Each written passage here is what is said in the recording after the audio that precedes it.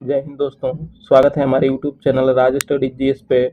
दोस्तों, इस वीडियो में हम जीव विज्ञान के कुछ महत्वपूर्ण प्रश्न देखेंगे जो कि आने वाले एग्जाम के लिए काफ़ी लाभदायक होगा। दोस्तों, इस वीडियो में हम जो भी प्रश्न शामिल किए हैं वह किसी न किसी एग्जाम में पूछे हुए प्रश्न हैं, तो इस वीडियो को आप लास्ट तक जरूर देखें। चलिए शुरुआत करते हैं पहले प्रश्न से। पहला प्रश्न है कि मनुष्य की खोपड़ी में कितनी अस्थियां होती हैं?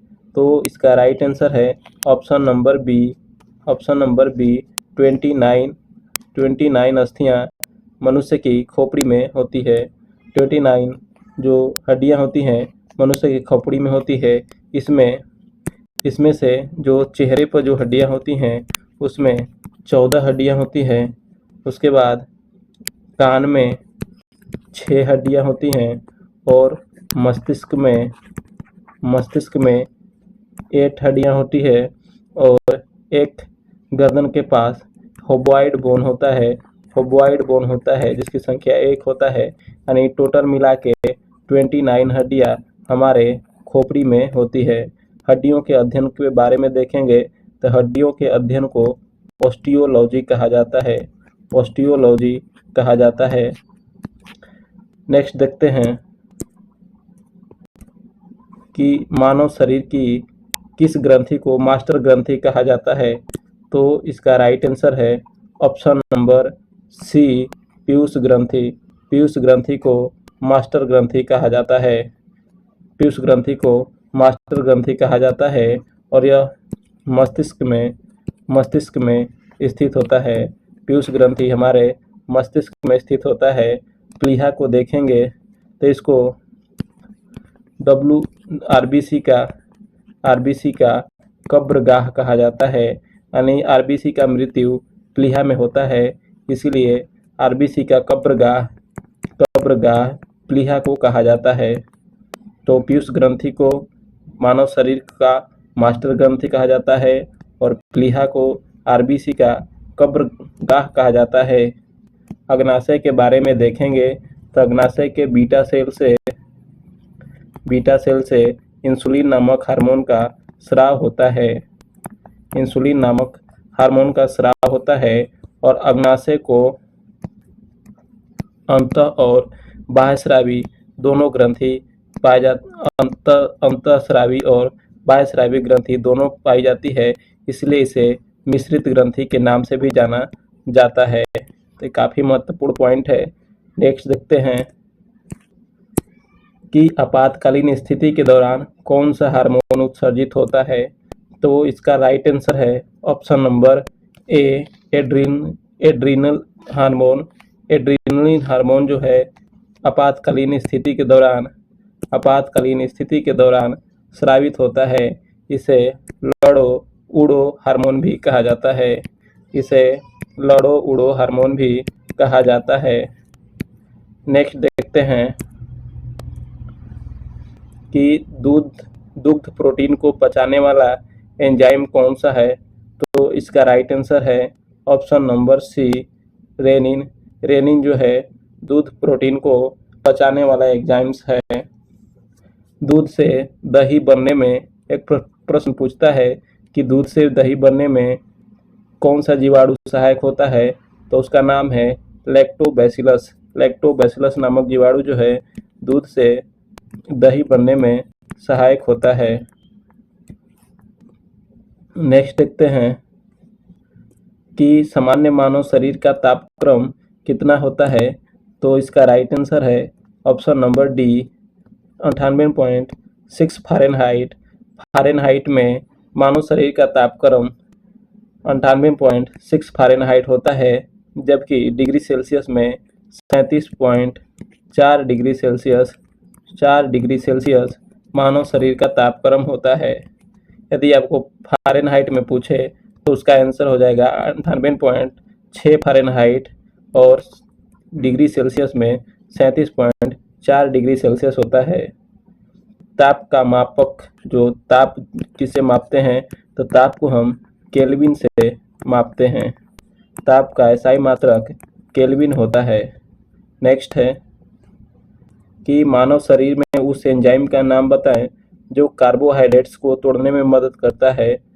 तो इसका राइट आंसर है option number D, amylase. Amylase hormone जो होता है, एंजाइम्स जो होता है, यह कार्बोहाइड्रेट्स के पाचन में सहायक होता है। वहीं देखेंगे लाइपेज के बारे में, तो यह वसा के पाचन में सहायक होता है।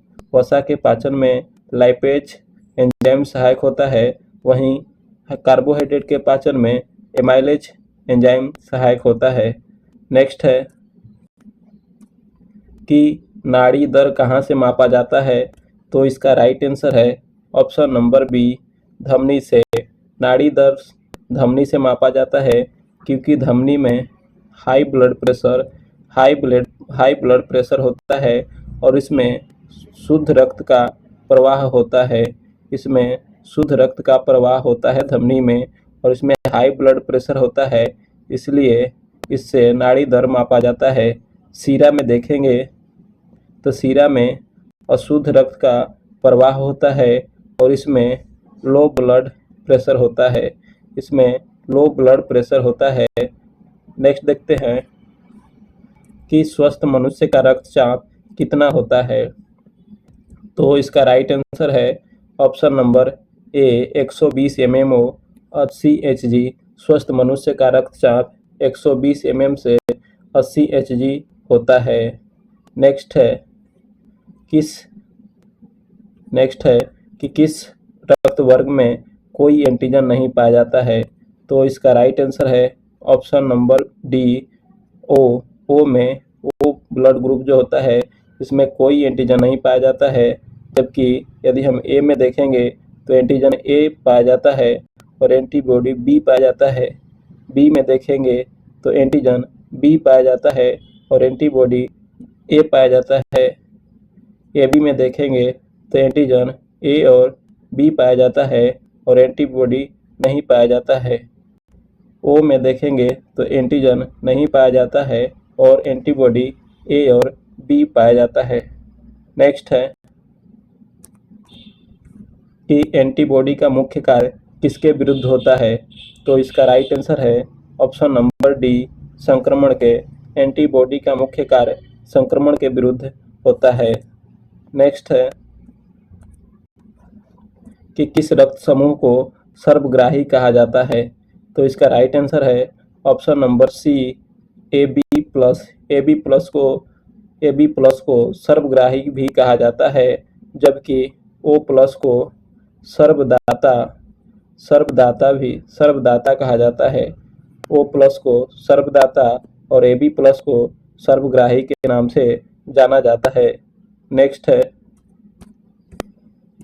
कि निम्नलिखित में से कौन रक्त में ऑक्सीजन अधिग्रहण का कार्य करता है, यानी ऑक्सीजन का प्रवाह करता है, आदान प्रदान करता है, तो इसका राइट आंसर है ऑप्शन नंबर बी, हीमोग्लोबिन। रक्त में ऑक्सीजन का अधिग्रहण हीमोग्लोबिन के द्वारा होता है और रक्त का लाल रंग भी हीमोग्लोबिन के कारण होता है। और हीमोग्लोबिन में आयरन तत्व पाया जाता है। हीमोग्लोबिन में आयरन तत्व पाया जाता है। क्लोरोफिल के बारे में देखेंगे तो पेड़ पौधों के जो पत्तियां हरा होता है वह क्लोरोफिल के कारण ही होता है। नेक्स्ट है कि किस ऊतक के नख, खूर और सींग बने होते हैं। किस ऊतक से नख, खूर और सींग बने होते हैं, तो इसका राइट आंसर है option number C, keratin. Keratin से नख, खूर और सींग बने होते हैं। ऊतक के अध्ययन को हिस्टोलॉजी कहा जाता है। ऊतक के अध्ययन को हिस्टोलॉजी कहा जाता है। नेक्स्ट देखते हैं कि RH कारक ने अपना ये नाम किस जानवर से लिया है, तो इसका राइट आंसर है ऑप्शन नंबर ए, बंदर। बंदर का ही एक रिसस नामक बंदर था जिसके नाम से RH कारक नाम लिया गया है। नेक्स्ट है कि जन्म के बाद मानव के किस ऊतक में कोई विभाजन नहीं होता है, तो इसका राइट आंसर है ऑप्शन नंबर बी, तंत्रिका कोशिका चाहे तंत्रिका ऊतक में जो कोई विभाजन नहीं होता है। जन्म के बाद तंत्रिका ऊतक में कोई विभाजन नहीं होता है। नेक्स्ट है कि उपास्थि निम्नलिखित में से किस में नहीं पाया जाता है? तो इसका राइट आंसर है ऑप्शन नंबर डी, मूत्राशय में। मूत्राशय में उपास्थि नहीं पाया जाता है, जबकि कंठ में, नासिक में और कान में उपास्थि पाया जाता है। नेक्स्ट है कि शरीर में ऊतकों का निर्माण किससे होता है? तो इसका राइट आंसर है ऑप्शन नंबर ए, प्रोटीन से। शरीर में ऊतकों का निर्माण प्रोटीन के द्वारा होता है। नेक्स्ट है कि एंजाइम मूल रूप से क्या होते हैं? तो इसका राइट आंसर है option number B, protein. Enzyme मूल रूप से प्रोटीन होते हैं जो उत्प्रेरक का कार्य करते हैं। जैविक सिस्टम में रासायनिक क्रिया की प्रक्रिया को तेज करने में उत्तरदायी पदार्थ कौन सा है? तो इसका राइट आंसर हो जाएगा ऑप्शन नंबर सी, एंजाइम। जैविक सिस्टम में एंजाइम ही रासायनिक क्रिया की प्रक्रिया को तेज करने में उत्तरदायी होते हैं। यह उत्प्रेरक का कार्य करते हैं। नेक्स्ट है कि किसमें प्रोटीन नहीं पाया जाता है? तो इसका राइट आंसर है ऑप्शन नंबर सी, चावल। चावल में प्रोटीन नहीं पाया जाता है, इसमें कार्बोहाइड्रेट पाया जाता है। चावल में प्रोटीन नहीं पाया जाता है, बल्कि कार्बोहाइड्रेट पाया जाता है, जबकि मांस, दूध और दाल में प्रोटीन पाया जाता है। नेक्स्ट है पालक के पत्तों में किसकी मात्रा सबसे अधिक होती है? तो इसका राइट आंसर है ऑप्शन नंबर बी, आयरन। पालक के पत्तों में आयरन सबसे अधिक मात्रा में पाया जाता है और आयरन का एफी जो इसका है शॉर्ट टर्म है और इसमें 26 परमाणु संख्या, इसका 26 परमाणु संख्या होता है। आयरन को हम एफी लिखते हैं और इसमें परमाणु संख्या 26 पाया जाता है। नेक्स्ट है कि किसके कमी से रिकेट्स नामक रोग होता है? तो इसका राइट आंसर है option number A, vitamin D. Vitamin D के कारण रिकेट्स नामक रोग होता है, जिसे सूखा रोग भी कहते हैं। विटामिन डी का रासायनिक नाम देखेंगे तो विटामिन डी का रासायनिक नाम कैल्सीफिरोल होता है।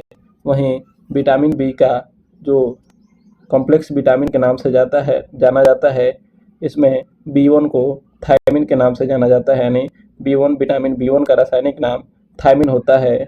विटामिन ए का रासायनिक नाम रेटिनॉल होता है और विटामिन सी का रासायनिक नाम एस्कॉर्बिक अम्ल होता है। नेक्स्ट है कि निम्नलिखित की कमी से एनीमिया रोग होता है? तो इसका राइट आंसर है ऑप्शन नंबर सी, लोहा के कमी से शरीर में एनीमिया नामक रोग होता है। आयोडीन के कमी से घेंघा नामक रोग होता है।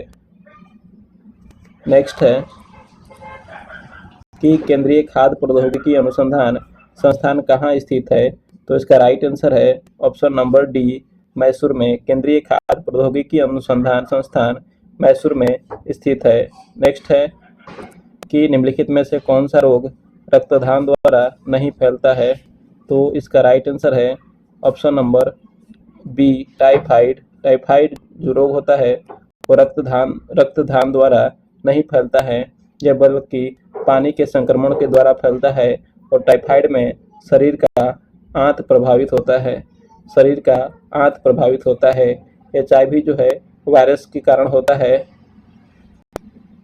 वायरस के कारण HIV होता है। नेक्स्ट है